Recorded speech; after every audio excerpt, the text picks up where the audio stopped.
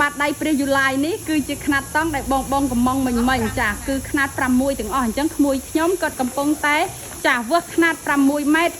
ចម្រុះតែម្ដងបណ្ដោយអត់ដឹងប្រហែលខ្លះទេមិញនឹងឯងចាតែសម្រាប់ទៅទឹងគឺបប6ទាំងអស់ចាអញ្ចឹងខ្មៅ UV របស់យើងចេញច្រើនមែនទែនថ្ងៃទី30ខែ4ឆ្នាំ2026នេះហើយសម្រាប់ផ្នែកខាងអ៊ុតនេះគឺកំពុងមមាញឹកយ៉ាងសកម្មក្នុងការផលិតតង់ចាអ៊ុតជូនបងប្អូនដែលទិញនៅក្នុងទំហំតូតឹង14ម៉ែត្របណ្ដោយ18ម៉ែត្រចាគឺកំពុងតែអ៊ុតដូចគ្នា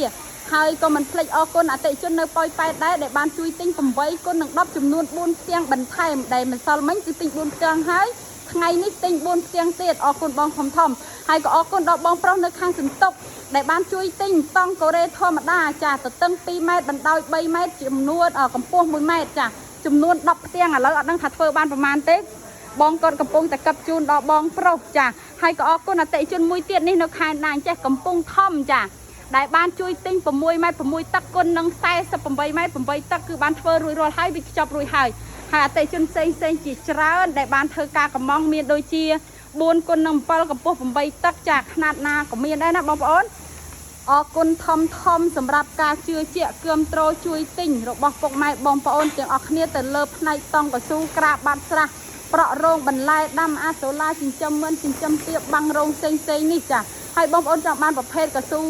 ដាក់ក្របដំបូលចាបន្លែក៏មានដែរខាងខ្ញុំធ្វើជូនបងប្អូនបាន25ខែក្រុងហើយបើនិយាយពីសាច់តង់វិញលើបលងស្អាតណាស់បងប្អូនខ្មៅក្រឹបជ្រុលតែម្ដងទៅបញ្ចូលស្តុកព្រឹកមិញក្តៅហុយ